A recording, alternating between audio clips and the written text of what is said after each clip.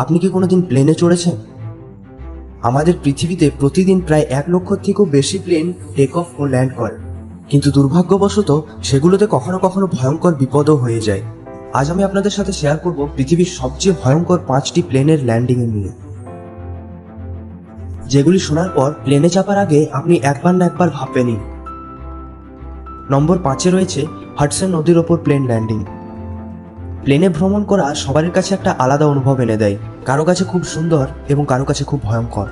আপনি ভাবুন যে প্লেনে করে কোথাও যাচ্ছেন, প্লেন টেক অফের কিছুক্ষণ পরে জানতে পারেন যে প্লেনের ইঞ্জিনে আগুন লেগে গেছে। আপনি কি করবেন?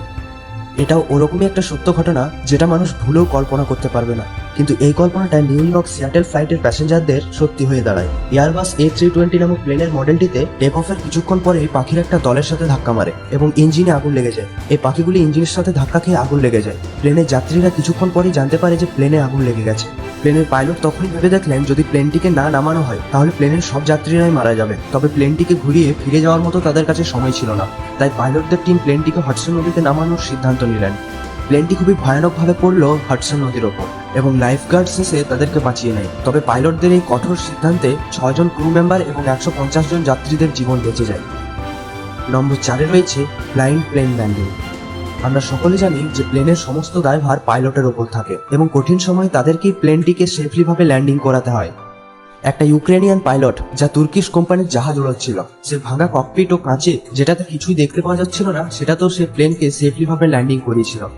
ওই ঘটনাটিতে প্লেনের পাইলট প্লেনের 6 জন ক্রু মেম্বার এবং 120 জন যাত্রীদের জীবন বাঁচায়। প্লেনটি চালাচ্ছিলেন পাইলট আলেকজান্ডার ওকোপো। প্লেনটি যখন মাটির থেকে 1220 মিটার উঁচুতে পৌঁছে যায় তখন ওয়েদার খারাপের জন্য সামনের ককপিট এবং জানলাগুলো ভেঙে যায়। কাঁচগুলোতে ক্র্যাক হয়ে যাওয়ার জন্য পাইলট কিছুই দেখতে পাচ্ছিল না। সেজন্য পাইলট ফিরে যাওয়ার সিদ্ধান্ত নেয়। ওই ভাঙা কাচের ছোট ছোট ছিদ্র দিয়ে যেটুকু দেখা যাচ্ছিল সেটাতে পাইলট প্লেনটিকে সেফ ল্যান্ডিং করে দেয়। বোয়িং 747 নামক এই জাহাজটি লন্ডন থেকে অকল্যান্ড নিউজিল্যান্ডে স্ল্যাম্বিসে যাচ্ছিল, যা 3টে স্টপেজে থেমে থেমে নিউজিল্যান্ড যাচ্ছিল। যে স্টপেজগুলি ছিল ভারত, মালয়েশিয়া এবং অস্ট্রেলিয়া।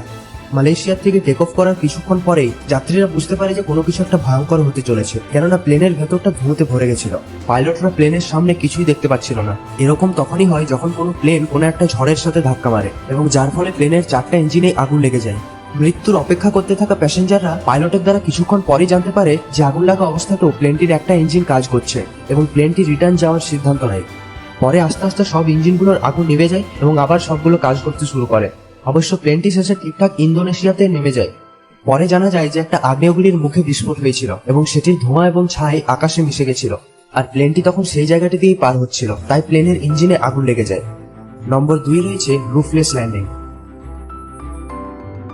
বোয়িং 737 নামক এই প্লেনটি প্যারিস থেকে হনুলুলু নামক এক 35 মিনিটের যাত্রায় যাচ্ছিল। এই ছোট যাত্রাটিতেই প্যাসেঞ্জারদের সাথে এমনই ঘটনা ঘটে যা তারা আর কোনোদিন অনুভব করতে চাইবে না। টেক অফের 23 মিনিটের মধ্যেই প্লেনটি 7300 মিটার উচ্চতায় পৌঁছে গেছিল। সেখানের বায়ুচাপ এতই কমে যায় যে যাত্রীদের উপরে প্লেনের ছাদটি উড়ে যায়। প্লেনের ওপর ছাদ নেই, প্লেনের ভেতরে অত হাওয়া এবং ঠান্ডার জন্য যাত্রীরা খুবই ভয় পেয়ে যায় এবং এর চেয়ে আরো ভয়ঙ্কর ছিল যে প্লেনের 2টো ইঞ্জিনের মধ্যে একটা ইঞ্জিন বন্ধ হয়ে যায়।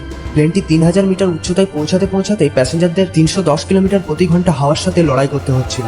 তবে অবশেষে প্লেনটির সব যাত্রীদের নিয়ে ল্যান্ডিং করাটা সফল হয়। এটাকে বলা হয় পৃথিবীর সবচেয়ে ভয়ঙ্কর প্লেন অ্যাক্সিডেন্ট।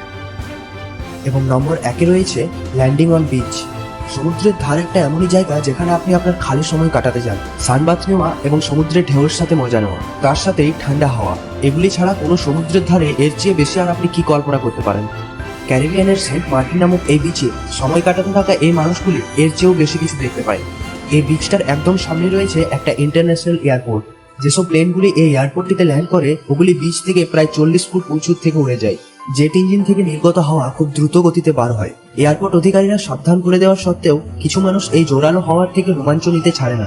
এখান থেকে টেক অফ এবং ল্যান্ডিং করার সব প্লেনগুলি এই বিচের মানুষগুলির কাছে খুবই বিপজ্জনক। আজ অব্দি এতটাই হলো। আশা রাখবো ভিডিওটি আপনার ভালো লেগেছে, তাই একটা লাইকের অনুরোধ রইল। ফাইনালি, ধন্যবাদ।